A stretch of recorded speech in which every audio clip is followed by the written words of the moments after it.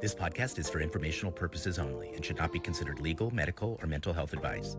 We speak from our personal experiences and opinions. The views expressed are solely those of the individual speaker and are not intended to malign any group, club, organization, or business. Welcome to Confronting the Line, where we examine the world of personal development, transformation, and self-help, and explore the sometimes blurry line between transformation and exploitation. My name is Mark Tafoya, and I'm here with Ann L. Peterson, author of the book, Is This a Cult? Hi, Ann. Hi, Mark. And we're also back with Dr. Glenn Patrick Doyle, at Dr. Doyle Says on social media, if you want to follow him. We had a really amazing discussion earlier about basically Dr. Doyle's history and how he got involved in this as a teen who was really seeking to find something to deal with those issues that teens have. He found himself reading all kinds of self-help books and really delving deep into the history and the background of so much self-help. And then he went and got himself a psychological degree, and now he's a doctor. He deals with people who are experiencing complex PTSD and dissociation. And in this episode, part 2, we're going to really get into that. What is that? How can people be supportive of people with complex PTSD? That sort of thing. So we're so excited to have you back with us and to get deeper into this conversation. It is my pleasure to be back with you and to get deeper into this conversation. All right. I'm curious, Glenn, what, and you may have told us a little bit, but, you know, a lot of people get psychology degrees and people who have suffered or dealt with their own trials and journeys. My daughter actually is diagnosed with complex PTSD. And so I've learned a lot about it myself. That's, you know, part of why I was really excited to get to know and meet you as well, because she had just had that diagnosis when we met. I mean, it just named it really. And but even she's, you know, now looking at, well, gosh, maybe I should become a therapist, because she has a kind of insider knowledge, as it were. So I'm curious, what led you into the path of trauma recovery, you know, really specializing in complex PTSD? Say a little bit about that, and then we'll kind of move into what that is. Oh, you bet. Well, I mean, it happens so frequently that, as you kind of imply, it's almost a cliche or a truism that you know, we learn about that which we need to address or heal, kind of in our own experience. Yeah. And so now as I got to work in the mental health field. So my initial idea upon going to graduate school, I told you guys in the last episode, my initial idea was like I wanted to write self-help books. And my initial idea as a thesis project was like, I was really annoyed at people who said, man, that self-help stuff is not real psychology. Because if you're familiar with the self-help literature, it draws on a lot of psychology, actually. But it's not, but it doesn't always make the most straightforward connections. It doesn't cite its sources and stuff. So I wanted to do a thesis project that was like, well, you know, here are the connections between the self-help author and this theory and whatnot. And I got lots and lots of pushback from my committee on that. And so I eventually abandoned it. But at that same time, I was really getting to know the world of complex trauma. So my passion has always been actually not even trauma. My passion has always been addiction. Because I'm a recovering addict as well. My first job in the mental health field was working in a rehab on the east side of Kansas City. And that's what's called a mental health tech. That is to say, the lowest man on the totem pole on staff. And what I observed was, you know, there were many people who were struggling with the same things that I was struggling with as somebody, you know, struggling with my own addiction stuff at the time. But man, the life stories of everybody who came through my program were awful. And what I was finding, even as I started to learn about psychology, was that recovery from addiction was really inseparable from recovery from trauma.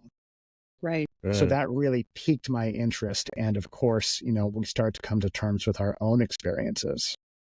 And at some point, it actually occurred to me, maybe the fact that I was raised by an abusive, narcissistic alcoholic, maybe that had something to do with my own struggles. Right. Maybe the fact that I was sexually abused when I was very young, maybe that had something to do with my struggles. And my journey was not dissimilar to a lot of survivors' journeys. You'll find again and again that we have this moment where we're like, I always considered that just something that happened. I never really Right. considered that as maybe something that had anything to do with the fact that I am now myself a raging addict. And I sabotage every relationship that I've ever been in, and I can't seem to stay in school for more than 5 minutes at a time, and whatnot. So again, as I started to work in the field, and as I started to learn things formally, in the field, you start to put two and two together. So that led me to seek to work more with folks, not just addicts. I'd already worked with a lot of addicts, but that led me to seek to work more with trauma survivors. And I ended up working in a psychiatric hospital. When I was in graduate school in Washington, D.C., I ended up working at a psychiatric hospital called the Psychiatric Institute of Washington that had a program devoted exclusively to working with adult survivors of abuse and neglect, what we now call complex trauma. And that kind of solidified everything for me. I mean, that was the thing that kind of brought all the strings together. And like, okay, this actually brings together the things that I've always been interested in. Kind of this idea of, when we're working with, if you're working with addiction, you're working with trauma. Yeah. And by the way, if you're working with trauma, you're probably working with some form of addiction as well. But it was getting to work in the field and then making that the focus of my master's thesis and my doctoral dissertation that really kind of crystallized for me that, look, this is the thing, but it also gave me the framework to work my own recovery. Because, we talked last time about how self-help was instrumental in saving my life because of those two factors. One, it instills hope, and two, it imparts tools. As it turns out, if you actually name what you're struggling, instead of just like, I want to empower myself, I want to read self-help books and empower myself. If you actually name what you're struggling, trauma, it sharpens your toolbox and it sharpens your lens. It sharpens your perspective enormously. And so now you can just not just say, I'm seeking to empower myself too, I'm working at trauma recovery. Well, that's where you actually start to make great progress. And that's where you actually start to save your life. You're speaking about an intersection that I think is really, really important and very overlooked, which is the intersection between sort of mental health, therapeutic diagnoses and treatments and so forth, and self-help. And it's really fascinating to me that in almost every self-help group that, or personal development, that's the more modern word, but it's self-help, is a lot of them poo-poo the traditional psychological stuff. Like, we are better than that. We are more than that. We are the faster, smarter, more progressive approach to healing and to recovery and blah, blah, blah. I mean, I've heard this. I've seen people say it from the front of a room in that world. Yeah. Do you want to take 20 years and pay for your doctor's pool, or do you want to do it in a weekend? Right. That's the famous thing they'll say, right? So, but what's interesting is the collaboration of the two, when done well, responsibly and ethically, but when done well, really are totally incredible. I mean, I've always, been in and out of different therapeutic things, whatnot. Coincidentally, the longest time I was out of any other thing is the years that I spent in Landmark, because one, you're not supposed to do other stuff, but two, you just don't have time, right? And you don't have, there's a functional thing there too, but I just find that so fascinating when one side or the other is so dismissive, rather than like, hey, we're all up to something here. We're all up to people, recovering from their traumas, recovering from, their pain of their childhood, whatever it is. And we all have different lenses, different approaches. And when you bring them all together, you just get more power. So I've come to see less the people who experience direct physical, mental, emotional abuse as staff members and so forth. So those that's the worst effects of a high control group like Landmark Worldwide, which I was a part of, for sure, hands down. So that always needs to be acknowledged in my view. But the next impact that is the most dangerous isn't what we got at Landmark. It's what we didn't get while we were at Landmark, because Landmark wasn't collaborative in the way the leaders taught. It's what didn't happen. And now, as I'm talking with so many graduates that are coming forward after my book and saying like, oh my God, that was my experience too. And now as we're all sort of past our shock and awe about, all the stuff Landmark lied about. But now, I have some discussion groups. I'm doing a recovery group with Dr. Rachel Bernstein. But what people are really grappling with is the stuff that didn't get addressed because they were doing that instead. And trauma is one of the biggest things coming up. But I thought I dealt with that trauma. But here it is, and my family is still torn apart, and I'm still triggered by this and that. So, anyway, I just think you've mentioned that a couple of times, that intersection, and I think that's a really overlooked place and red flag. Yeah, Mark, did you have something you wanted to add? And I think it would be really useful at this point, Dr. Glenn, for us just to define those terms, because we hear about trauma, we hear about PTSD, right? It's in the common parlance now, but I think a lot of people think about PTSD as, oh, that's soldiers who went to Iraq, right? Or someone who had like some massive like things involving weapons and death and destruction. That's PTSD, but I think it's a lot more than that. So can we maybe kind of define crash, those terms a bit? Yeah, maybe. Yeah. But like, can you help us define those terms? Especially, I'm interested in dissociation too, and what that is. It's like, what is it? What does it even mean? Sure. Well, and even before we go there, I can tell you, Anne, that what you're describing in terms of the dichotomy or the contrast between, like, do you want to spend 20 years in therapy or do you want to do it in a weekend? I wish that were just a thing between self-help and traditional mental health work, but it's not. Like, that happens all the time in the mental health field. That happens all the time with, like, well, do you want to spend 20 years doing psychoanalysis or do you want to do 12 sessions of cognitive behavioral therapy? That absolutely. Oh, God. Like, that's marketing BS, right? Yeah. And we're always going to have some version of that. We're always going to have some version of the other guy's thing takes too long and is too expensive. It doesn't really work anyway. Yeah. That's great. Classifying that as a marketing thing. Like, that's a marketing thing. That's not a health and wellness thing. That's not a development thing. That's a marketing thing. And being able to spot marketing things for what they are, it's a pretty powerful tool. Oh, you bet. I know psychoanalysts on the website previously known as twitter.com who will famously say, like, okay, well, the cognitive therapy people say that they can do this in 12 sessions, but ours is actually better. And here's why. When, again, it like that, everybody does it.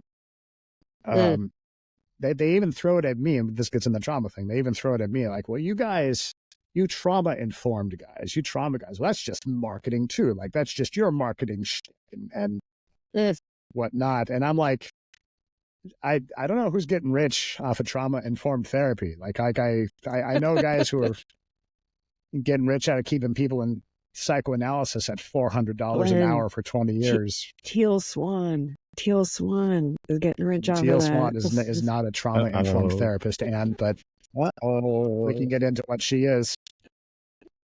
But that is besides my perennial crush.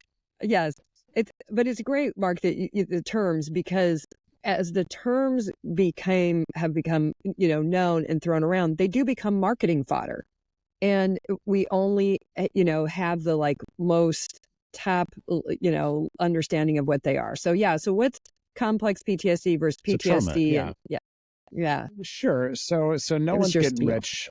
No one's getting rich off of the term trauma. I promise you, no one's getting rich off of the term trauma. Even the guys who are selling lots of books, even Gabor Mate is not getting rich off of the term trauma, because there's no money to be made there.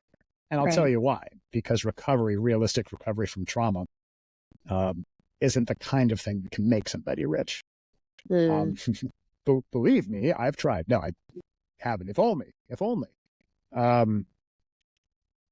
So trauma, broadly speaking, is, Mark, you brought up the example of, we traditionally think of it as something that happened. You go to war, you get traumatized, you come back and you struggle to deal with it, or Anzac Heart, right? Like, man, this thing happens.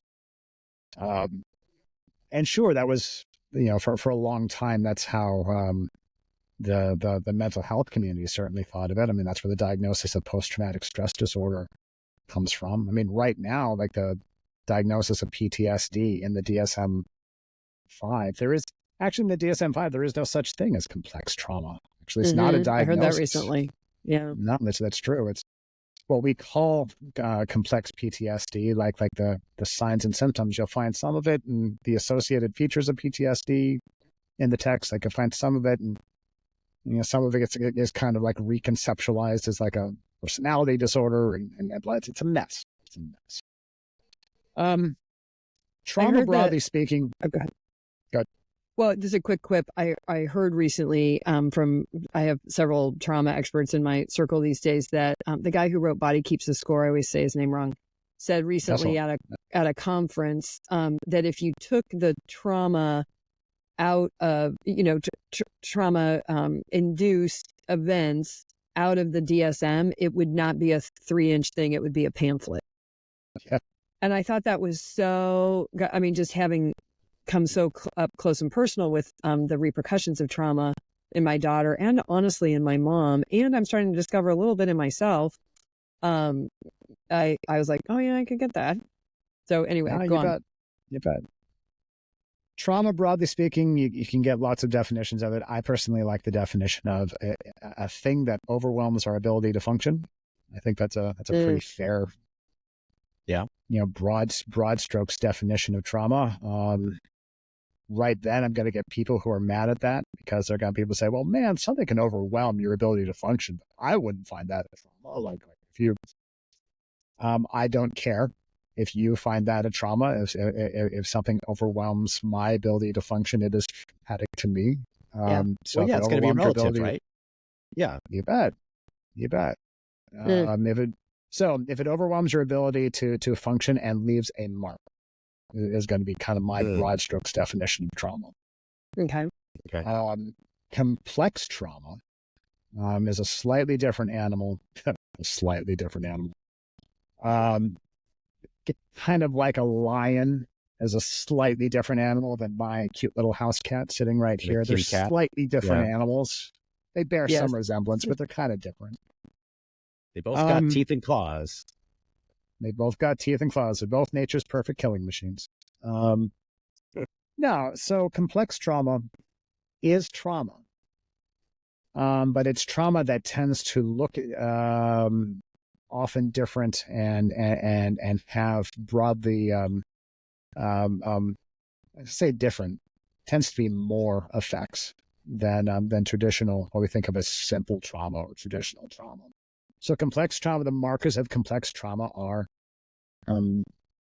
it's trauma that occurs over time. So instead of these like flashbulb events like 9/11 or car crashes that happen in an instant, or they just happen in a discrete time period and then they're done. Complex trauma tends to happen over years, over months, over years. Yeah. Okay. Complex trauma is trauma that becomes entwined with almost all of your relationships. So again, like, will a car crash impact your relationships? Sure. But if you're living in, for example, an abusive home environment, or if you're in an abusive religion or spiritual group, and all your relationships are kind of revolving around that, that's one of the hallmarks of complex trauma. I see. The other hallmark of complex trauma. Sorry, so what immediately came to mind is like the thought of, well, daddy's coming home and I hope he's not drunk every day over years is distinct from, you maybe you had one moment or one instance where there was something abusive happening, but it was literally, is daddy going to be mean to me today? You bet. Yeah. Well, or sexual, if there's like sexual abuse over time, that was one, there's two kind of significant abusers or perpetrators in my daughter's story, but one was a sexual abuse over time, and then one was literally a evil stepmother situation, right? So, but they both lasted for years. And then that's interesting what you're saying, and it entwines in your relationships, because while I didn't know about any of, I knew some stuff, but not all the stuff. But one of the things that my daughter and I kind of went through in therapy at one point is, why didn't mom save me? And you can bet that my daughter's trauma is all over our relationship, right? Even though I wasn't the one there. The other hallmark of complex trauma is that it was functionally inescapable. And that's an important piece, especially when it comes to, so for the example that I use all the time is, if you're involved in a cult,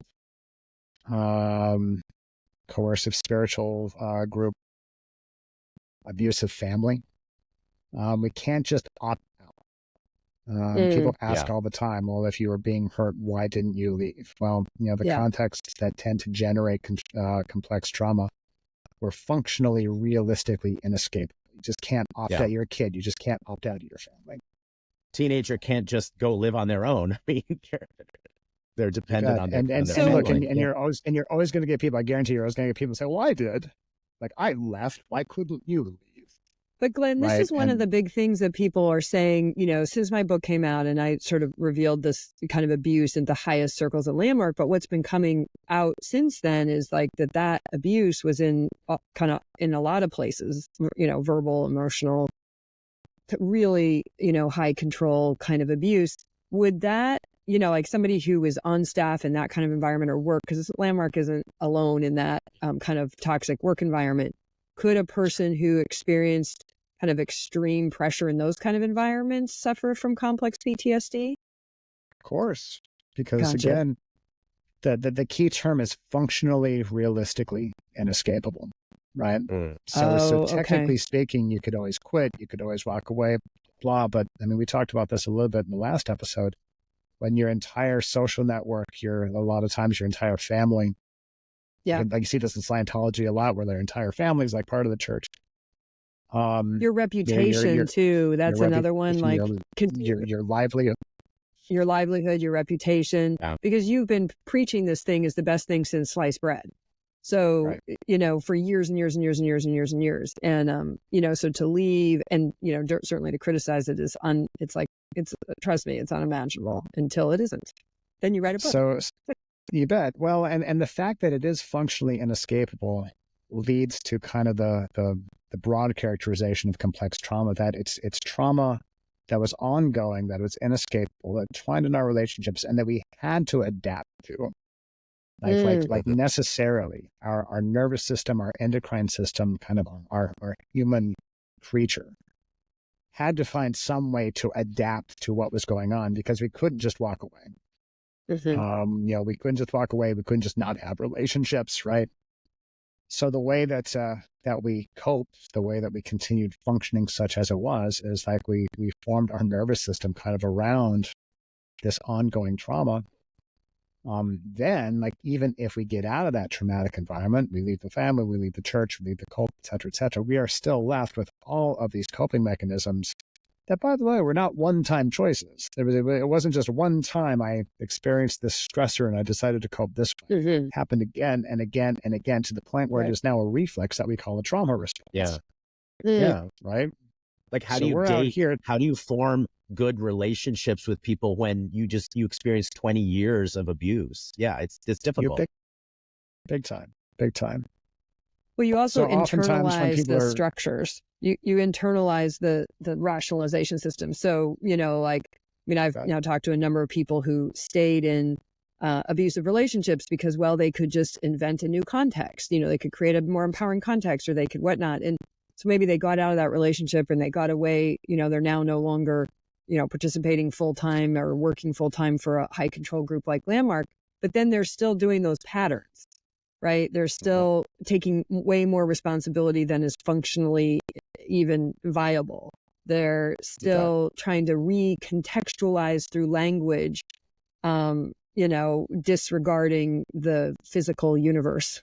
They're still, that because you internalize those tools, and those tools are what binds you in a high control group. Like it's what you use to rationalize the trauma. Yeah.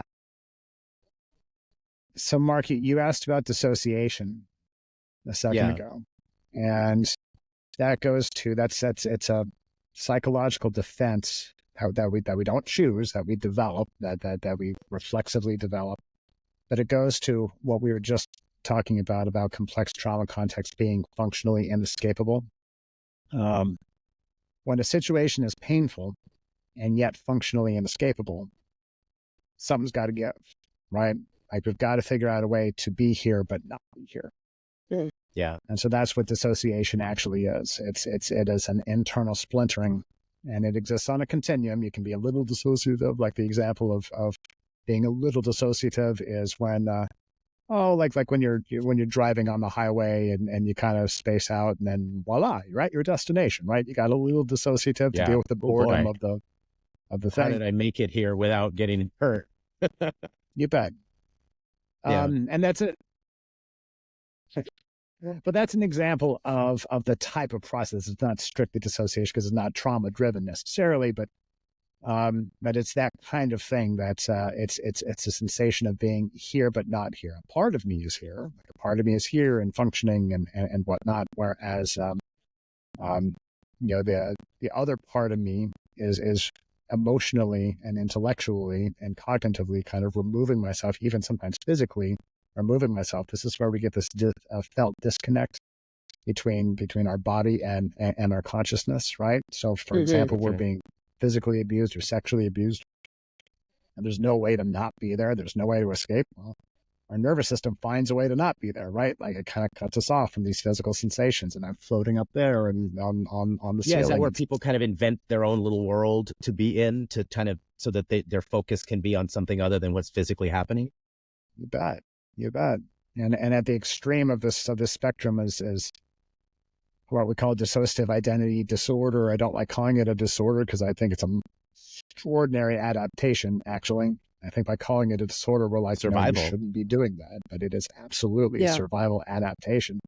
But what used to be called multiple personalities, right? Because the splintering gets so bad that it seems as if the parts of us that are holding either various memories or various feelings or various experiences that we cannot hold in consciousness and continue to function seem to develop lives of their own, like personalities of their own. You get this like Sybil, right? That was the famous movie back in the day, right? Sybil, who had 17 different personalities or something.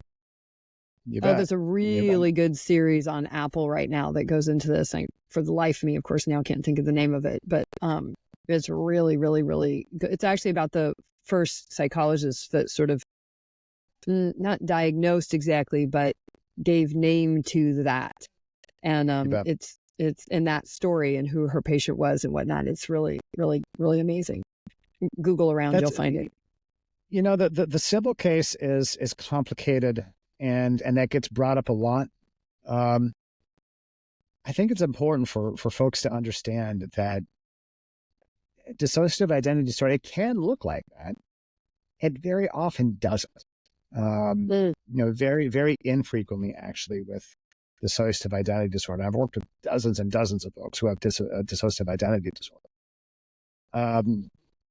It's very infrequently kind of this very public, dramatic, like you almost never catch someone switching. Yeah. What usually happens is, folks like switching tends to be between parts. We call them parts or alters. Switching between parts tends to be very subtle. It tends to be very covert. In my experience, folks who struggle with DID, the very last thing they want is for somebody to see them switching, right? Like, I mean, right. Yeah. That's part of the mechanism, right? Like I can't let you see this because I need to protect myself here, right? You bet. So I always tell people that because I get people asking like, well, how can I have DID? I'm not Sybil. I'm not switching all over the place and whatnot. I'm like, that's so. How is that different United than States of Terror, right? That's another show that depicted that, right? And in a very dramatic way, which probably is accurate. How is that different, or is it a spectrum or scale? But like I felt like, particularly in the time that I was deeply, deeply involved in Landmark, I had kind of some different personality. Who I was when I walked into a Landmark center was very different than who I was when I walked into particularly my husband's family, which was a very staid Christian family. Very, we have different political views, I was like an alien creature in that family. And in a lot of ways. And so I just adopted, I adjusted myself to be appropriate to that environment. And we all do that to a degree. If we're situationally aware. But there are literally times where I did feel like I had my Landmark leader personality and then, others. And then eventually part of the problem was I couldn't not be the Landmark leader personality because everybody I knew related to me as that. So even if I just wanted to be, Anne, I couldn't really be that because people saw me as a leader. And that was a whole thing inside of leadership training, actually. Like, Mark, that's part of why they were telling you that you had to adjust your lifestyle, was because you got to be responsible for this identity. That's a whole thing in these groups. I don't know if we've talked about it directly. If you've been listening to me, you hear us talk about the whole process of designation, where you actually become the thing itself. It's like, and you declare yourself as that. Who I am is. It's not that this thing that I do. It's who I am is. And, the more I deconstruct the whole high control, LGAT, cultic world, the more I see that there is this kind of whole replacement of your personality. Like, you become that thing. And that's how you win in those worlds. That's what has high control. High control for what? Be that. Because you're our representative in the world, and you need to sell stuff. Oh, you bet. Interesting. And there's, and check it out, like in high control environments, from religion to the military, there's a long tradition. The military does it explicitly, right? Like in basic training, we break you down to build up this person. Right? Like we break you down so we can build you back up into the soldier that we need you to be. That's one of the core things in the human potential movement, as it was manifest by the Werners and the L. Ron Hubbards and the Tony Robbins. And you're seeing it even now in some of the young guys as they kind of revert back to that, because it's a power game and they're always on top. So they are breaking you down in order to have you something. That's a piece I'd love to see erased out of the whole lexicon. It's a really seductive trope. It's existed in our culture for a long time. Saul becomes Paul after getting struck blind on the road to Damascus, right? By lightning, right? Right? And it's a trope that's been around for a long time. And there's a reason for that. It's because we love that idea. We love the idea of the flash of insight that turns us into a new person. Because check it out. If I'm and I think this is a trauma thing. Of course, I think it's a trauma thing. I think everything is a trauma thing. But I think one of the reasons why it's seductive is because if I get struck by lightning and I'm suddenly a new person, then I don't have to deal with anything that happened in my past. That didn't happen to me. That happened to him.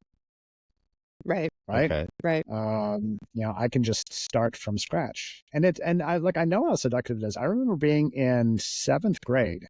So this is me desperately depressed as a kid, as a very young man, and I remember making lists of everything that comprises a human: personality, eyes, hair, skin color, height, weight, blah blah blah. And I remember thinking to myself, I could change each one of these incrementally. I could change each one of them, and then by the end, I would have a whole new person. Yeah. And that was one of the first ideas in this ecosphere to really turn me on, that, oh man, I could be a completely different person. Then that kid who got heavily bullied wouldn't even exist anymore. That kid who got sexually abused wouldn't even exist anymore. That kid who, you're talking the whole lure of transformation, right? I can be the butterfly. When I'm the butterfly, I am not the caterpillar anymore. It is gone. It was dissolved in the cocoon. And so now I can just live the life of a butterfly. And that is, I loved you said that in our previous episode, but it's worth saying again, that is kind of the fantasy that we have to give up. I just came into this. I've been realizing this myself inside of my whole teen mother story.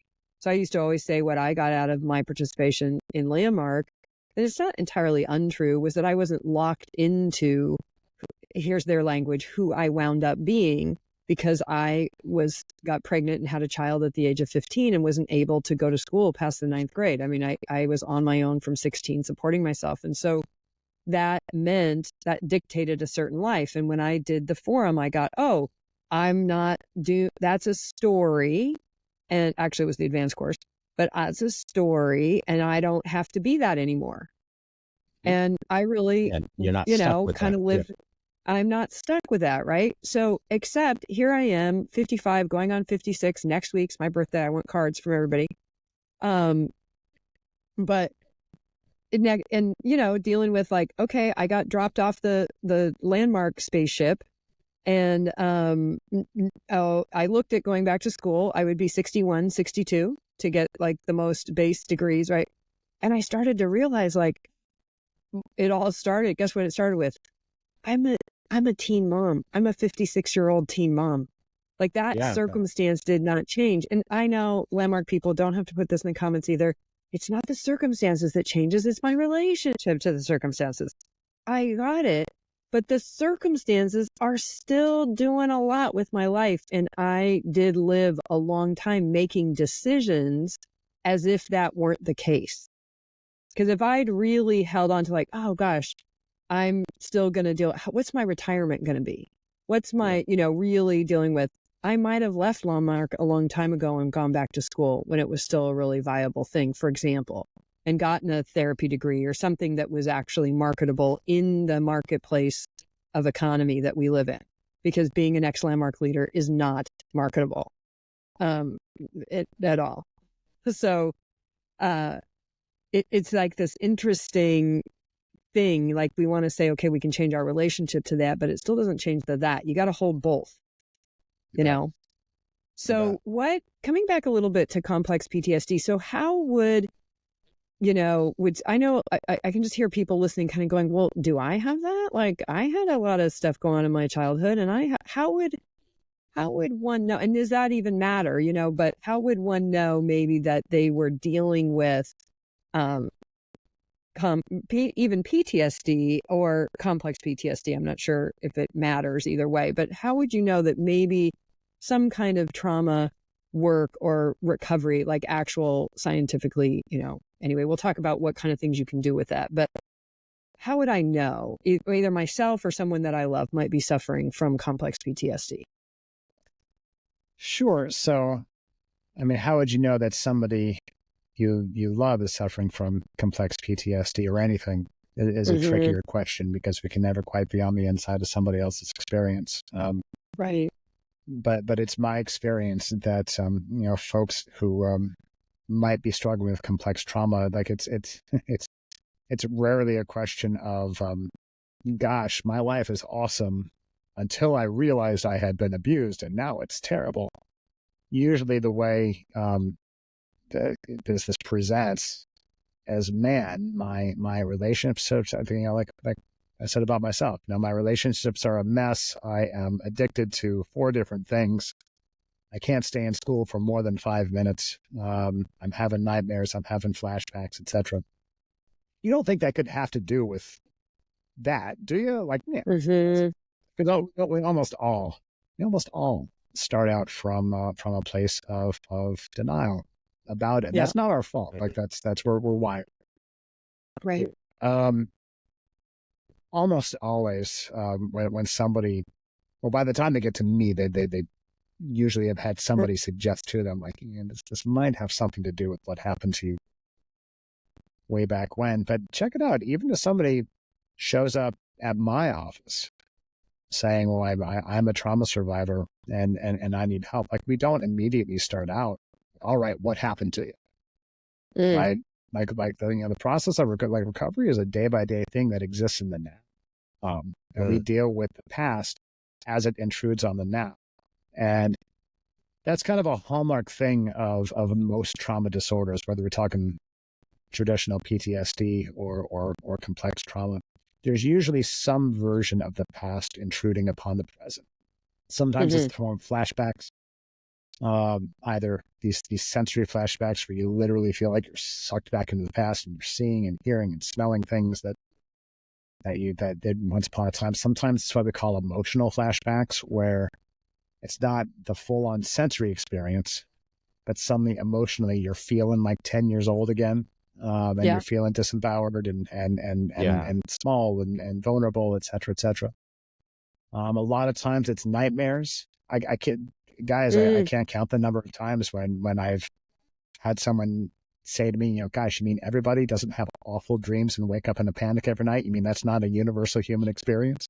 Well, check this. One of the things that a number of people have shared with me, you know, there's a group in which a whole bunch of people who have been in high control groups, mostly Landmark, but some other ones as well, post my book are like, whoa, like it was, you know, they read my book and they're kind of like, yeah, that happened to me too. Like they had all those things they were hiding about the organization, about their experience, they got to. And one of the big things that's come up for a number, mostly ex-staff members, is they're having nightmares.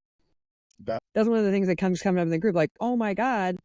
And, you know, and I've wrestled with like feeling a little bad. I'm like, oh God, maybe I shouldn't, you know, that was always my biggest fear about talking about the dark side of Landmark, was that people would invalidate their transformation. It never occurred to me that people had trauma from that experience, and that my book might awaken that in some way. Yeah. And trigger it for people. Is that a trauma response? I'm like, oh man.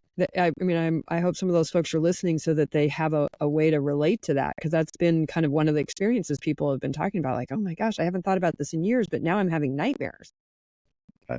You bet. You know, and I've never been nuts about the way that trauma is talked about in the culture, because I feel there's this temptation to reduce it down to you either have it or you don't. And I've never been nuts about that, because I feel that opens the door for somebody to say, well, what I experienced wasn't what they said was trauma, and my experience wasn't exactly what they said was really trauma. One of the things you with mean like people trauma, might diminish it?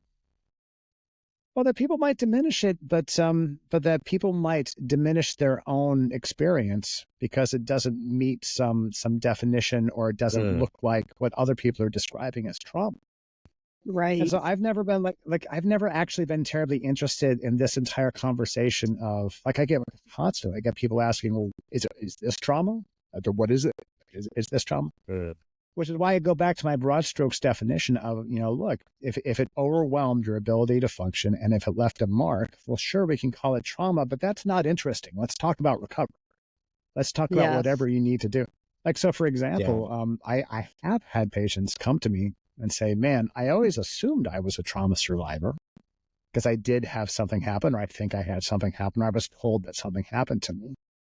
But man, like, my experience doesn't exactly match this and this and this. And sometimes you can't even necessarily make a diagnosis of PTSD. Does that mean they're not a trauma survivor? Well, no, I've never been really interested in that conversation, because I'm a recovery guy.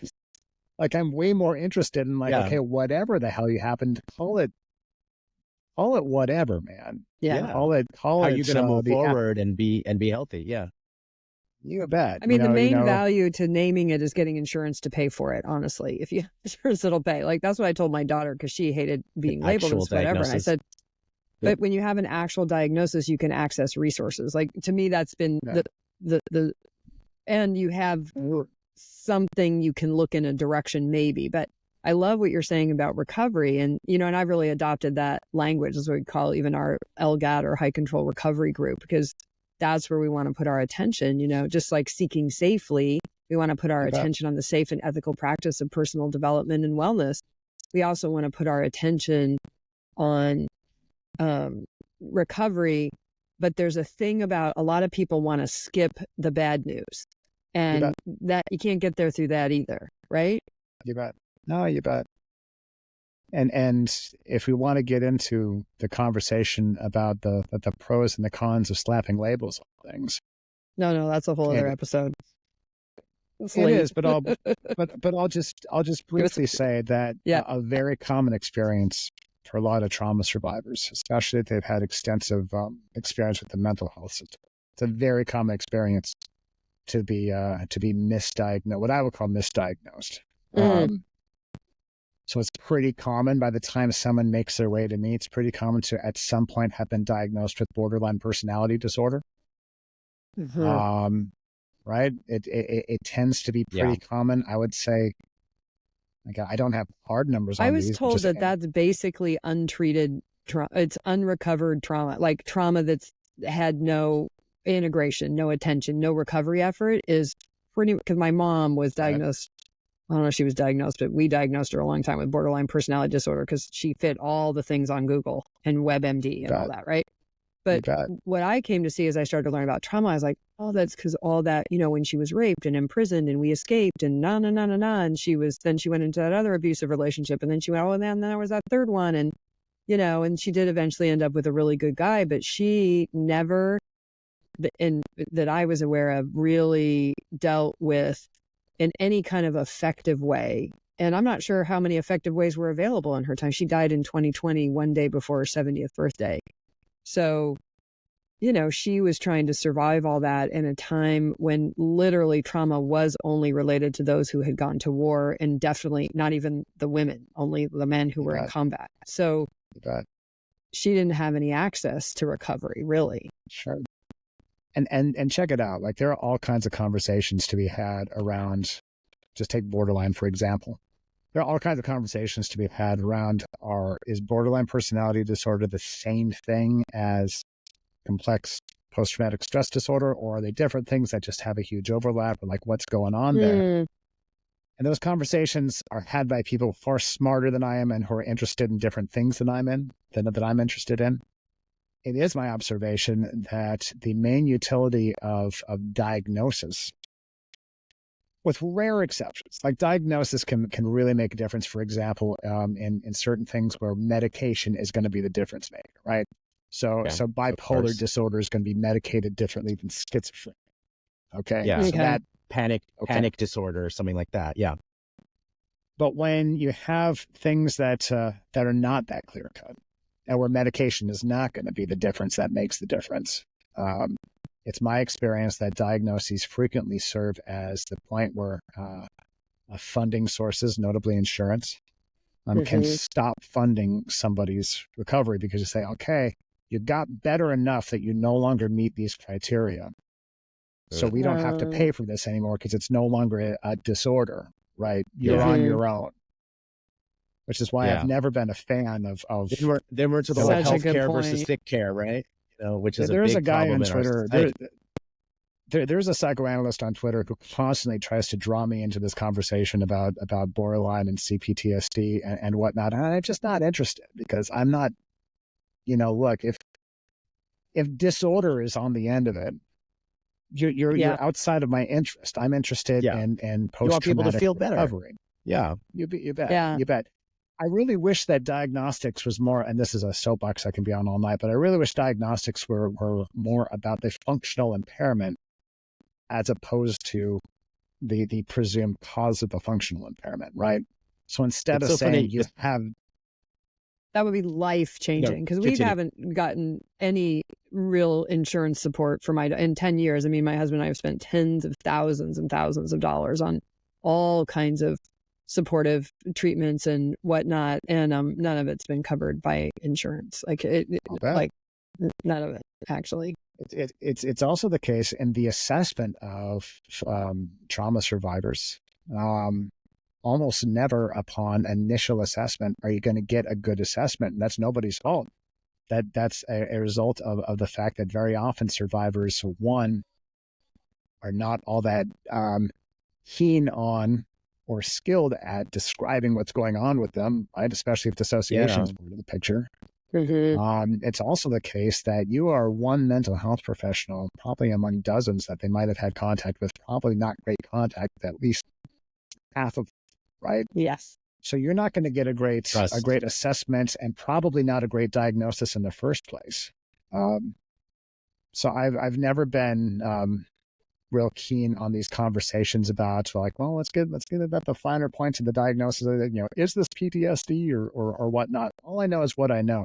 Functional impairment is what people come to me. People don't come to me for, to get another label. Yeah. So look, sometimes people will say, man, when I got that diagnosis, it added clarity and finally, like there was like there was words. It helped me understand. I had that with my autoimmune disorder. When the doctor named my autoimmune disorder, I mean, I literally wept because I had an explanation. But I have the doctor I'm working with now is like, okay, you need to stop saying you have that.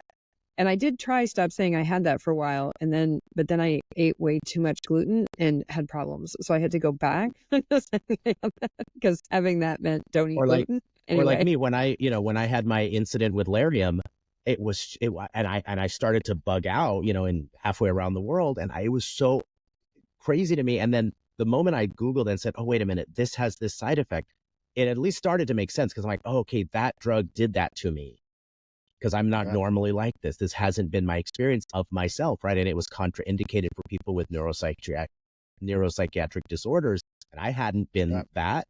But it really started. It was a relief. Okay, it's that drug. I'm going to stop taking that drug, and hopefully I can be on the road to feeling better. And that's just an incident. That's not someone who has complex PTSD. That was just a moment that happened because this drug had this effect on my brain. So let's kind of talk a smattering about. Did you want to respond to that, Glenn? Sorry. Sure. Just briefly, like the limitations of labels, I think are really well illustrated by the language that we use to speak about addiction. So, for example, somebody who has abstained from their substance of addiction for 20 years, if I assessed them today, I could not diagnose them with a substance dependency, right? Like there's nothing that I could put on that. Right. Yeah. That said, folks in recovery know we are always in recovery. Folks in like that's one of the reasons why in the kind of the old 12-step model, you never say, oh, I'm recovered. Like you always say, I'm in recovery. I'm working my recovery day by day. I again, like most of the stuff, the best stuff anyway, in my approach to working with trauma, I stole from the addiction recovery paradigm. That's why I say, look, we are not looking for the cure for PTSD. We work our recovery. We're not looking for the thing. Yeah. That's where I have a real problem day to day. You bet. That's where I have a real problem with folks who kind of sell this like that's this treatment or this technique or whatever that's going to do away with your trauma. Like, how do I fix it? Say, well, we work our recovery. We wake up every day. This is another intersection with self-help because there was literally a moment my daughter yelled at me. There's a couple moments where she like yelled to get my attention. They were really good moments. And one of them, one was, Mom, feel your feelings. So the other one was, Mom, stop trying to cure my complex PTSD. And I didn't even really know I was doing that. And when I examined it, it was because I was coming from this human potential mindset of, well, you can cure that. You can create a new context. You can complete the past so as to transform, and as transformed you wouldn't suffer from complex PTSD. I really believe that to my marrow. And I do think, we had a recent interview with my ex-Landmark Forum leader, who's a great guy, has made a huge contribution in his life, whatnot. And, it works with people around trauma. And I've talked with a few ex-Forum leaders that kind of have this idea, but no, you can transform and you won't suffer from that anymore.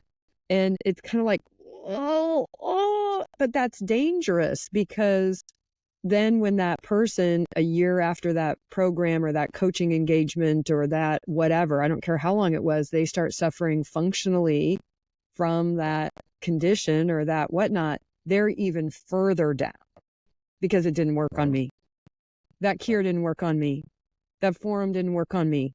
The curriculum for living didn't work on me. I've seen it. I saw it in the Being a Leader course. We had an amazing guest who came a couple years in a row who had been in a military environment, a very intense one, and had suicidal ideation and was trying to deal with that in a leadership development course. And that's not while he may make a difference in some aspects of what that person was dealing with, it's not going to cure the PTSD. So I kind of have a problem with the whole cured thing. It sounds like we might have the same problem coming from two directions, right? So, but I was firmly embedded in the you can transform it, which is code for cure, if we're on it.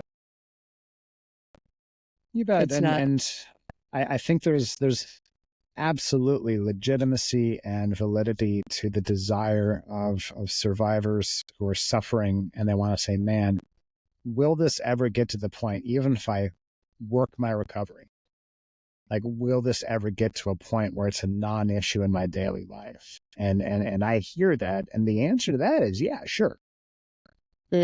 Provided we accept, and this is why step 1 of the 12 steps is all about acceptance, right? It's both, it's first, both because it's hardest, but it's also most important, right? If we accept that there is no recovered, there is only recovery, well, that actually kicks open the door for us to work our recovery every day and get to the point where not only does it not F with you the way that it used to, but actually these tools and skills that we develop in recovery allow us to access a quality of living that we never would have accessed otherwise. Like I say this all the time, like I don't wish trauma or addiction on anybody. Dude, including myself, like given the choice, I would have chosen something else every single time. That said, if this is the hand we've been dealt, we have this toolbox called recovery that can actually kick open the door to a quality of life that we never would have known had we never been forced to access this toolbox, right? So the answer is, not only will it get to the point where it doesn't F with you, but get to the point, it will get you to recovery, will get you to the point where you're doing things and living a meaningful quality of life that would have been inaccessible to you otherwise. That's beautiful. I think I don't want to go too much past. I just have one question on the tail of that as we wrap up here. I know this is a big, recovery tools is probably as big a toolbox as getting us into needing the toolbox, traumatic, what can be experienced as traumatic. But is there something, maybe some directions that you could send some of our listeners? And if they think that they are, if they're beginning to recognize that they may be dealing with, some functional impairments in their life that could be connected to traumatic experiences, where would you recommend they start to look to, move towards in a recovery direction? So first things first, if you've had experiences in your life, either that have been painful, disruptive, that you still carry with you in some way, whether we're talking about nightmares, flashbacks, intrusive thoughts is a big one. It's worth it to at least give a Google to trauma symptoms, right? Like just give it a Google and see if it sounds familiar, right? The other thing that it is pretty common is if you have some of the symptoms and struggles that we've been discussing tonight, but you actually don't have a lot of memories. Like, so there are some people who don't have a lot of memories in the long term or the short term, and yet they somehow are here and functioning and whatnot.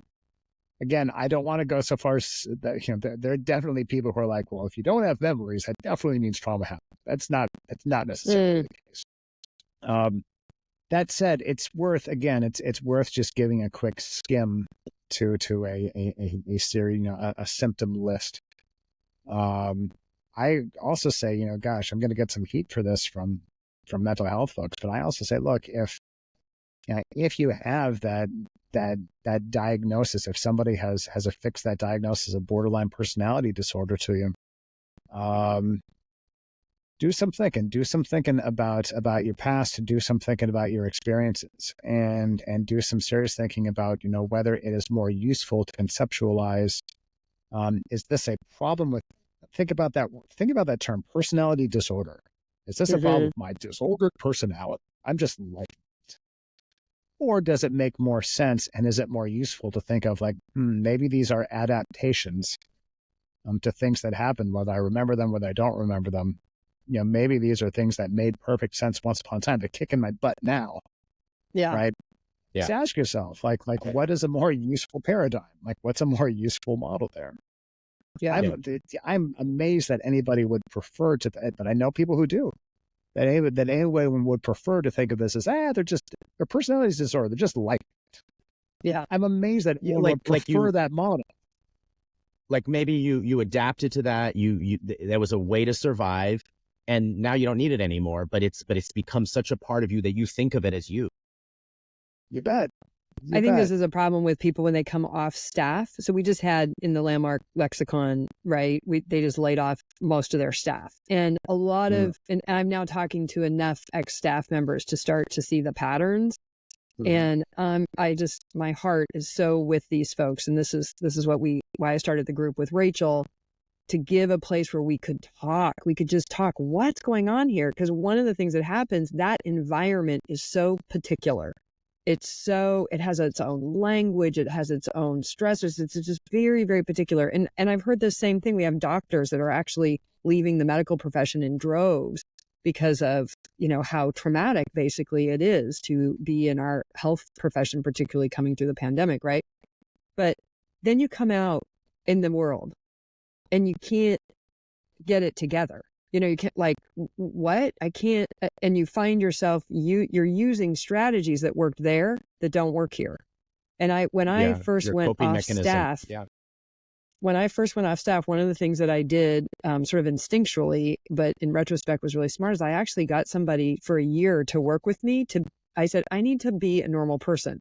Like, I recognized I had worked and moved inside of a very particular world, and now I was going to be, it turns out it wasn't as different as I thought, but different world with my innovative event management and hosting the Being a Leader course and hosting for other thought leaders and gurus. I'm like, oh, I need to learn how to, like, literally act and move differently. And even email, I had to learn how to use email. So that's kind of that sort of cultic lens, but whatever it is. So take a Google, take a look. Anything else that you would point people at, or just to kind of start to get them started in considering this and getting support? Here's what I'm actually concerned about is people go do the Landmark Forum to cure their trauma. That doesn't work, guys. Don't do that. Don't do it. I don't care what weekend course it is. There's no weekend course or week long or thing that's going to cure you. Sure. But that said, people are always going to seek out tools. Sure. Right. Like we can tell people don't go to Landmark to cure your trauma, but the truth is, like, why do people go to Landmark or anything? They go for support and tools in the struggles of living. And that's a great point. Right. So that's going to happen. Maybe that's the line. Go for the tools, not for the cure, kind of thing. You bet. Well, and remember, like, I'm going to bring it back to, my own journey in self-help, that it's divided up. The two big gifts that self-help has the potential to impart is, on the one hand, there's the hope, and on the other hand, there's the tools.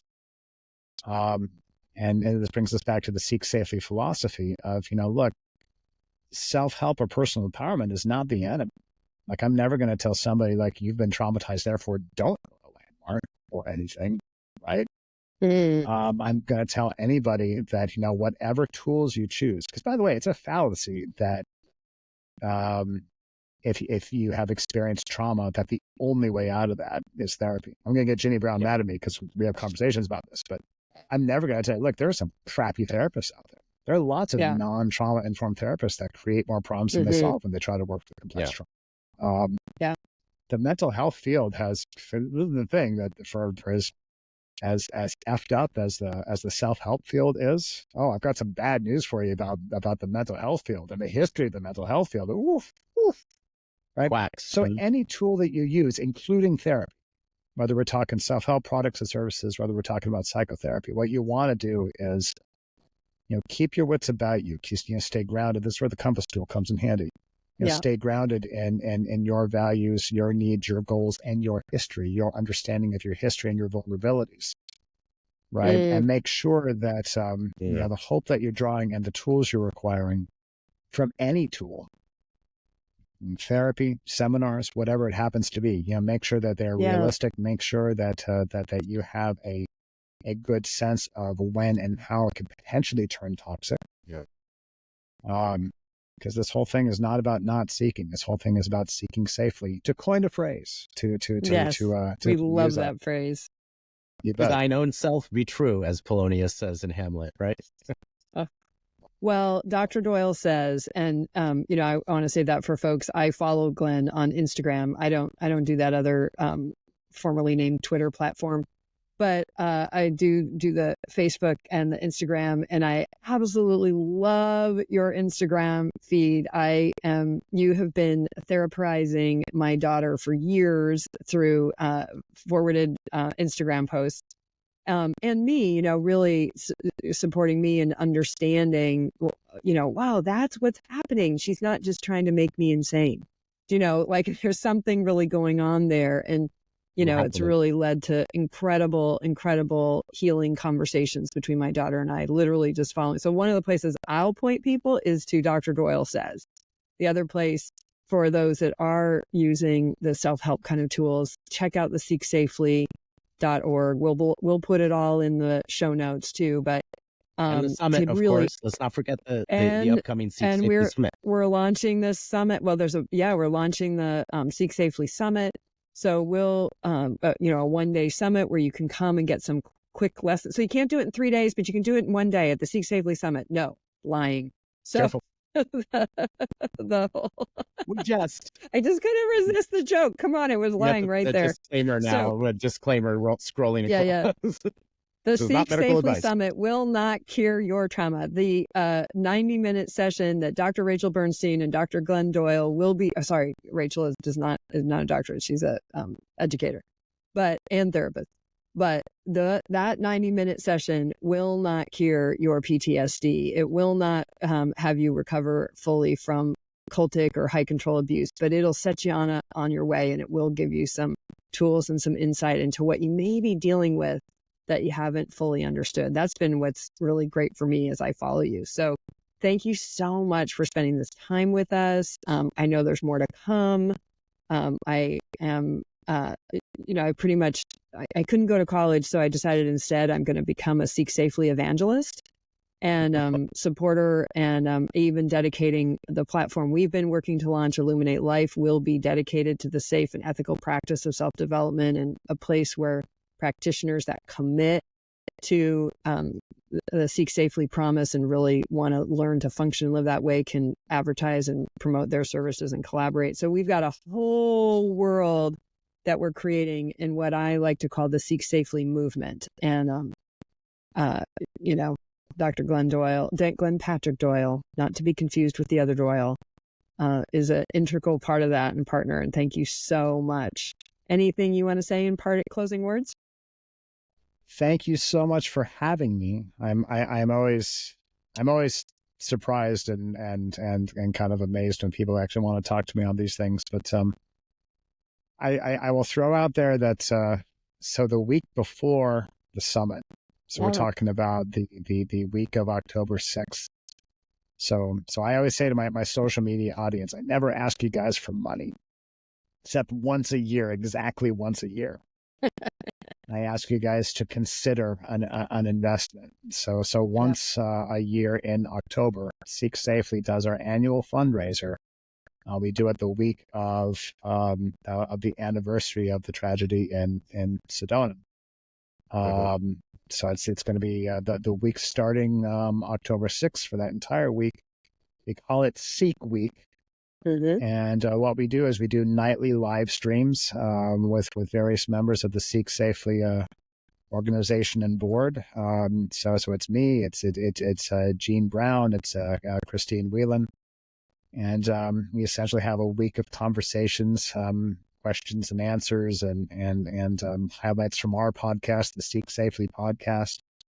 Where we really dive deep into not just self-help, but we also talk about trauma. We also talk about, life improvement. And, Christine Whelan is not just the happiness professor, but also the purpose professor. So she talks about that stuff. So if you're into this stuff, if you're into personal empowerment, if you're into self-help and both the upshot and the potential downside. On all of our socials, we will be live streaming every night that week in support of our annual fundraisers. So come check us out, find us. We love to meet and you we'll guys. be playing along at Illuminate. We'll be playing along. I already have the socials all ready to go. Going out every night, telling folks where to go to participate and tune in. It's awesome. Thank you. All right. So Dr. Glenn, thank you so much. This has been great. And we're just excited to be along for the ride here. And to those of you watching and listening, thanks for being with us. And this is Confronting the Line. We'll see you next time.